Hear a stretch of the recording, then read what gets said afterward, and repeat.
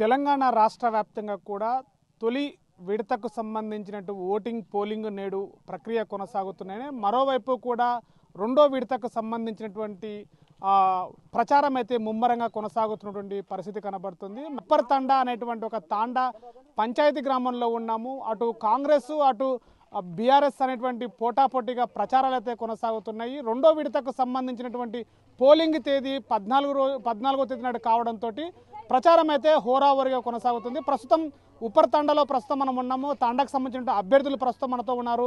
BRS సంబంధించినటువంటి అభ్యర్థి ప్రస్తుతం మనతో మాట్లాడే ప్రయత్నం చేద్దాం. చెప్పండి, ఇక్కడ గ్రామాల్లో రేపు 14 నాడు రెండో విడత ప్రచారం సంబంధించి ఉంటుంది. పోలింగ్ తేదీ కూడా దగ్గర పడుతున్న కొద్దీ ప్రచారం ముమ్మరం చేస్తున్నారు. ఏం చెప్తారు? గ్రామాల్లో మీరు ప్రచారం చేస్తుంటే ప్రజలు ఏం చెప్తున్నారు? ప్రజలు కొన్ని సమస్యలు చెప్తున్నారు.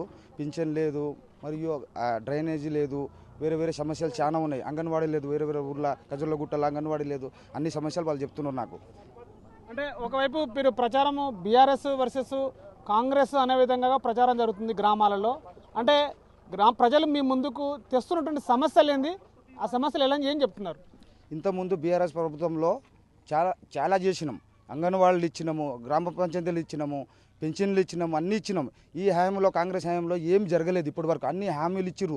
ఇప్పటివరకు ఏ డ్రైనేజ్ చేయలేదు, ఏ ప్రజలకు ఏం చేయలేదు. ఇప్పటివరకు పింఛన్లు కూడా ఇవ్వలేదు. ఇప్పటివరకు ప్రజలు నాకు వచ్చి చెప్తున్నారు, అన్ని ఈ సమస్యలు ఉన్నాయి, ఈ సమస్యలు ఉన్నాయని చెప్తున్నారు. అంటే ప్రధానంగా ఏం చెప్తారు ఓటర్లకి? మీరు మీ గ్రామానికి సంబంధించినటువంటి ఉప్పరతాండ ప్రజలకు మీరు ఏం చెప్పదలుచుకున్నారు? ఏం చేస్తారు? నేను ఉప్పరతాండ గ్రామ పంచాయతీ అందరికీ ఓటర్లకు విజ్ఞప్తి చేస్తున్నాను. మంచోన్ని ఎన్నుకోండి, ఎట్లా ప్రజల మధ్యలో తిరిగేటోని ఎన్నుకోండి, సమస్యలు తెలుసుకొని చేసేటోళ్ళకి ఎన్నుకోండి, రోడ్లు వేసేటోళ్ళు వాళ్ళకి ఎన్నుకోండి. కానీ ఎవరో చెప్పి ఏదో హామీలు ఇచ్చి ఇది చేస్తా అది చేసేటోళ్ళకి ఎన్నుకోకండి. సో ఇక్కడ పక్కన మరొకరు ఉన్నారు, వారితో మాట్లాడే ప్రయత్నం చేద్దాం. ఏం చెప్తారు? ఇక్కడ స్థానిక ఎన్నికలు అయితే చాలా రసవత్తరంగా కొనసాగుతున్నాయి. గ్రామ పంచాయతీల్లో హోరావోరీగా కూడా ప్రచారాలు కొనసాగుతున్నాయి. ఏం చెప్తారు ఈ ఎన్నికలకు సంబంధించి? ఏం చెప్పాలి, రోడ్ బరాబర్ లేవు, గుడి కట్టేది లేదు, రోడ్ బరాబర్ చేసలేడు, డ్రైనేజ్ చేసలేడు, అదే ఉంది. అంటే మీరు ప్రచారం చేస్తున్నప్పుడు ప్రజలు మీ ముందుకు తెస్తున్నటువంటి సమస్యలు ఏం గుర్తు చేస్తున్నారు? అదే గుర్తు చేస్తున్నాడు. కాంగ్రెస్ వచ్చినప్పుడు ఏం చేసలేడు, టీఆర్ఎస్ బరాబర్ చేసిండు, నీళ్ళ విల్ల అని ఇచ్చిండు, సిసి రోడ్ ఇచ్చిండు, అన్నీ ఇచ్చిండు. కాంగ్రెస్ వచ్చినప్పుడు ఏం రాలేదు. ఇప్పుడు నాకు 60-70 ఏళ్ళు అయితే ఇప్పుడు పెన్షన్ లేదు. ఇట్లా నలుగురు ఉంటారు, ఏం నమ్మతలేదు తండకు. అందుకోసం బాధ. అంటే ప్రధానంగా మీరు ఈ హోరావోరీగా ప్రచారం కొనసాగుతుంది. సరే, ప్రజలకి మీరు గెలిచిన తర్వాత ఎలాంటి హామీలు ఏమైనా ఇవ్వబోతున్నారా, లేకపోతే ఎలాంటి భరోసా ఇస్తున్నారు ప్రజలకి?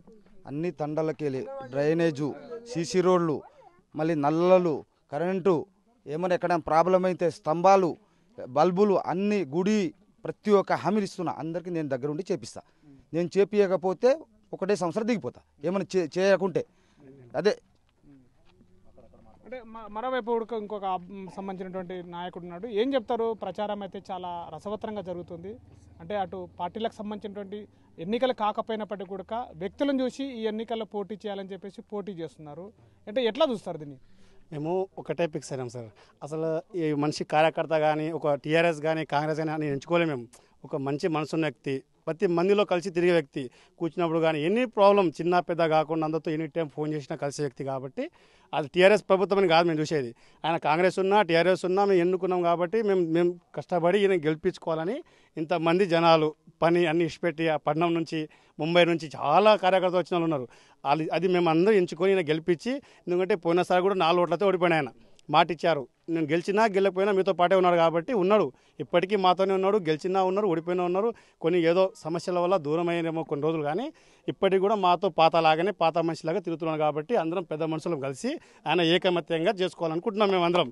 ఇంకోటి ఏంటంటే, ఇంతకుముందు 10 సంవత్సరాలు గెలిపించిన ఒక సర్పంచులు వాళ్ళు మా గ్రామ పంచాయతీకి చేసిందంటే కాంగ్రెస్ టీఆర్ఎస్ ప్రభుత్వం చేయనప్పుడు అయినాయి తప్ప ఇప్పుడు రాకి సీసోడు వస్తారని కూడా మేము అనుకోలేదు సార్. ఎప్పటికీ లైట్లు ఉంటాయని అసలు అనుకోలే. మా ఊరికి బస్సు వస్తాను అసలు కళ్ళ కూడా అనుకోలే. సార్ అని సార్ రాజేందర్ రెడ్డి ఆ సార్ దగ్గర వెళ్ళి బస్సులు కావాలని కొట్లాడింది జరిగింది, చాలా బాగా జరిగినాయి. కాబట్టి ఆయన ఎంచుకోవడం జరిగింది. ఇంతకుముందు కూడా ఎట్లున్నాయంటే సార్, ప్రస్తుతంలో గ్రామ పంచాయతీలకు చాలా ఫండ్స్ వచ్చినాయి.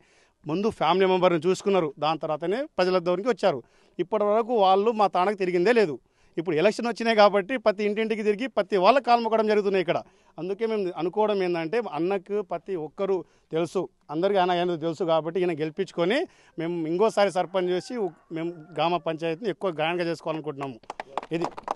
సో ఇది ప్రధానంగా జరుగుతున్నటువంటి పరిస్థితి కూడా కనబడుతుంది. మరోవైపు రెండో విడతకు సంబంధించినటువంటి ఎన్నికల తేదీ 14వ తేదీ రోజు కావడంతో ఇప్పటికే 4 రోజుల టైము ఉండడంలో ప్రచారంలో అయితే చాలా ముందంజలో ఉందని చెప్పొచ్చు. గతంలో కూడా గ్రామాలలో ఎలాంటి అభివృద్ధి జరిగిందో అలాంటి అభివృద్ధిని మళ్ళీ మాకు ఒకసారి అవకాశం ఇస్తే మళ్ళీ గ్రామాన్ని గ్రామ పంచాయతీ అభివృద్ధి చేసి చూపిస్తామని చెప్తున్నారు. గతంలో కూడా లైట్లు లేకుండే, గతంలో ఊరికి బస్సు రాకుండే, మరోవైపు ఉడక పాఠశాల కూడా లేకుండే, అలాంటి పరిస్థితులు కూడా ఈరోజు గ్రామ పంచాయతీ కావడంతో మేము చేసుకున్నాము. గ్రామ ప్రజలు మమ్మల్ని ఒకసారి ఆశీర్వదించి మరోవైపు ఉడక అధికారం ఇట్లా ఇస్తే మరొక వైపు ఉడక అభివృద్ధి చేసి చూపిస్తామని ఉడక చెప్తున్న పరిస్థితి.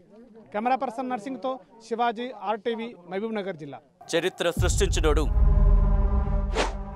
ఇప్పుడు ఆ చరిత్రని తిరగరాయబోతున్నాడు. అబద్ధాల గోడల్ని బద్దలు కొట్టి నిజాలను రాగా మీ ముందుంచబోతున్నాడు. నిజమైన వార్తల కోసం వెంటనే డౌన్లోడ్ చేసుకోండి రా యాప్ని.